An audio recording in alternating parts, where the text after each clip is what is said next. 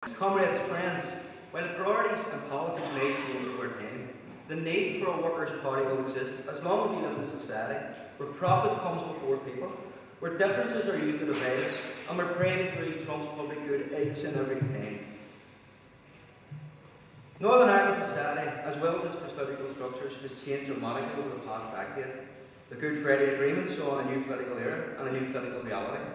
We have seen an end to the violence and terrorism on the scale we have seen in the 3 previous decades, and a devolved assembly now sits its dormant.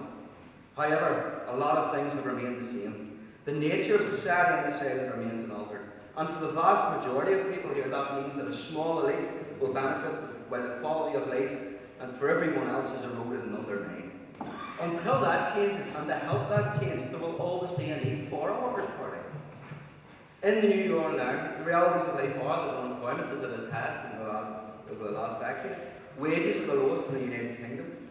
Less young people graduate from university here than do in England, Scotland or Wales. We have the highest number of young people who leave schools without any formal academic qualifications. We pay more for petrol, diesel, gas, oil, most of the staples of life. That's why we need a workers' party. Comrades, we live in a situation where 19,000 households, 6,000 of which are dependent children, are officially registered as homeless in Northern Ireland.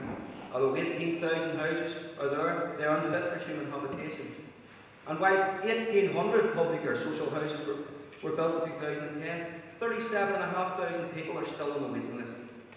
5,000 homes were started in 2011, but with the crisis, very few of these have been completed.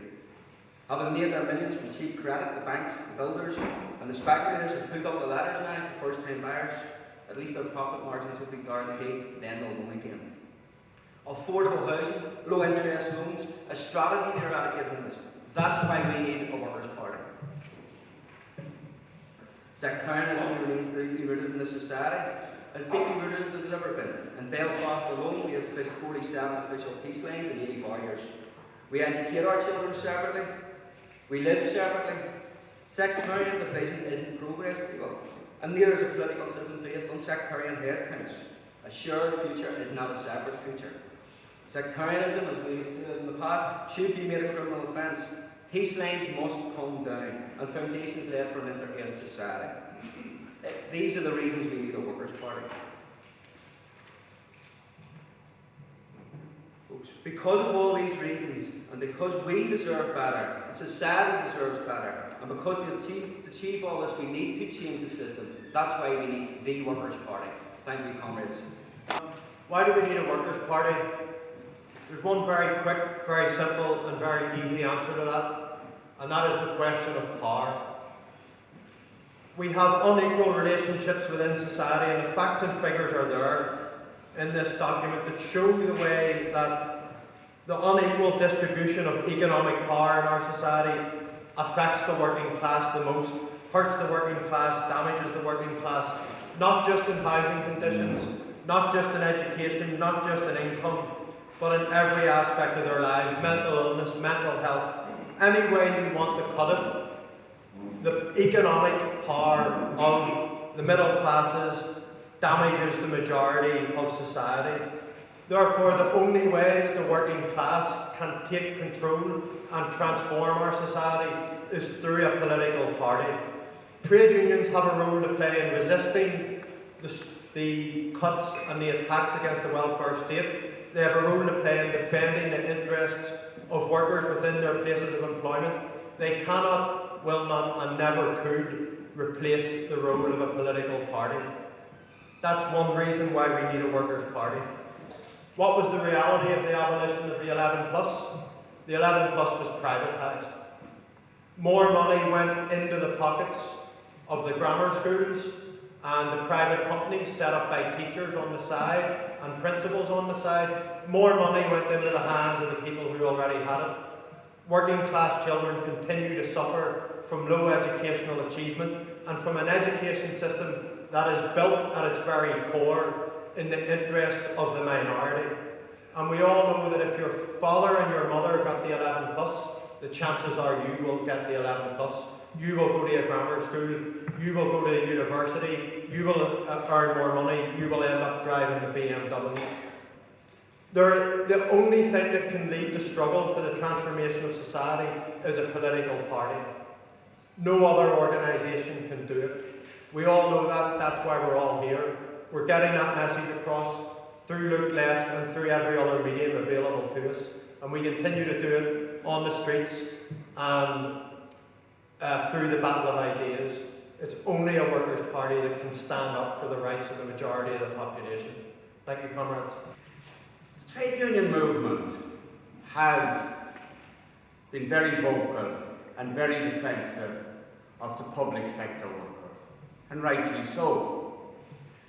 But they have to be criticised for the stand in relation to private sector workers. The vast bulk of the 500,000 people that's on the dole are private sector workers. The people filling the planes, both to Perth and Sydney, New York, Boston and London, come from that blue-collar, ordinary working class section of society. So that sector is being totally ignored. The Workers' Party has the experience and the know-how to organise that group. We don't want to organise them outside, screaming outside Liberty Hall or Congress in Parnell Square. We want them in their branches, arguing and fighting for their cause and forcing the trade union movement to take up their fight, the same as they've done for others. They're not asking any more. And we should be at the forefront in organising those workers. In the context of why we need a workers' party, I just wanted to touch on something people may have seen during the week in relation to new legislation that they're trying to push through Westminster in relation to workers being able to be dismissed without any recourse or explanation. Now, the interesting thing about this is that, as we know from the debate in the newspapers and everywhere else, the EU is a major factor in Britain and with the Tory government. I think one of the most important things here is that the Tory government and governments before them have taken what they wanted from the EU and left the rest. But the one thing that a lot of Irish workers have enjoyed is the protection of the social partnership that comes through EU legislation. This EU legislation doesn't apply in Britain or in Northern Ireland. And the very serious attempt by the Tories this week to undermine workers' rights yet again. Our role in dealing with exploitation of workers in any regard is very central to what the Workers' Party stands for. So we as a Workers' Party need to speak up about these issues. Thanks, colleagues. The importance of a Workers' Party is evident. It's absolutely evident. You know, but we were asked lots of times, why we were in the Workers' Party and why we were still in the Workers' Party. And we pointed out that the Workers' Party was an educator. And I believe that the Workers' Party is the noblest, honest party to be in this country.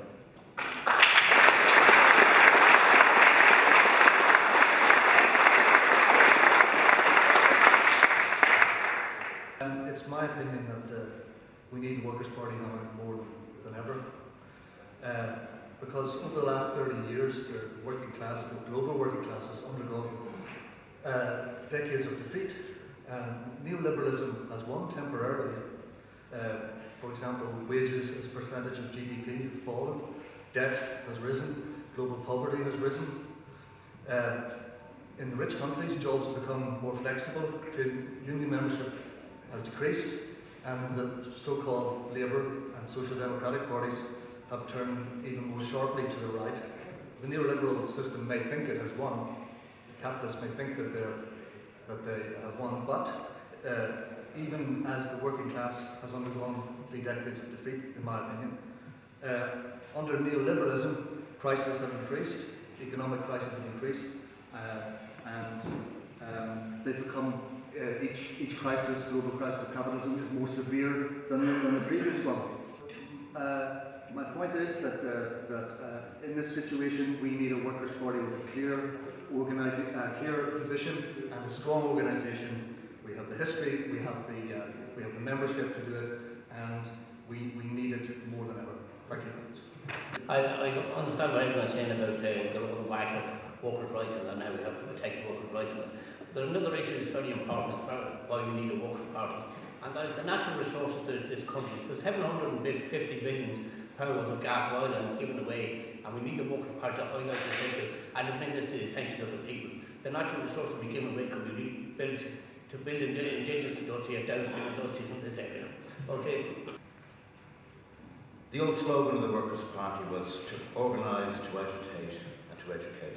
And each one of those processes are integrated, they're not separate, in my view. And I think that to move forward, as we really urgently need to do now, we have to re-energise our commitment to each of those principles. And for me, I think education, I want to say something about it, and by that I mean political education, the traditions and the history of our movement. We have a long tradition of Marxism and socialism in Ireland. It's been overlooked. One of the comrades mentioned the Celtic Tiger years, neoliberalism.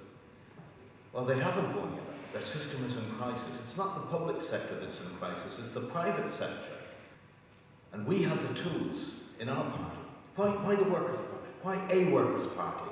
I think we should be saying why the Workers' Party, because there are many socialist parties, north and south, and sets and various different organisations. But it is this party that continues that little narrow historic thread of scientific socialism that began in the time of Karl Marx and Joseph Deanskin and Frederick Engels. We must commit to recruiting. What I think this would be a success for this conference would be for everybody in this hall to say, by this time next year, I will have recruited one active new member of the Workers' Party. I hope it can be 10 active new members.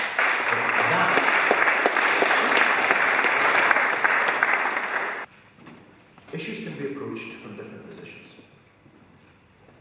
And the reason we need a Workers' Party is to have an organisation, a vehicle, which will approach all of those issues from the point of view of the working class. What other political party is going to tackle those issues in the interest of the working class? There is no other political party that is prepared to consistently do so on a principled basis. The question of class against class, the question of class exploitation, the question of the exploitation of workers is as real and as sharp today as it ever has been. That struggle remains. The ruling parties have a particular view as to how this society is governed. And indeed many of the parties in opposition, which may be broadly reformist on a whole series of issues, may share some of our common concerns. But what they do not share is our fundamental analysis that this remains a struggle of class against class. Only a Workers' Party, which has the proper ideology and which takes consistently principled positions, has the power to challenge the dominant ideological forces in society. Only a Workers' Party can defend the socialist project and can demonstrate that socialism is the alternative. Only a party which has a clear understanding, and I mean by that a Marxist understanding of society, which is prepared to take a firm and principled and consistent position in defence of the working class. The only party which is prepared to do that is a Workers' Party, and that is why we need a Workers' Party.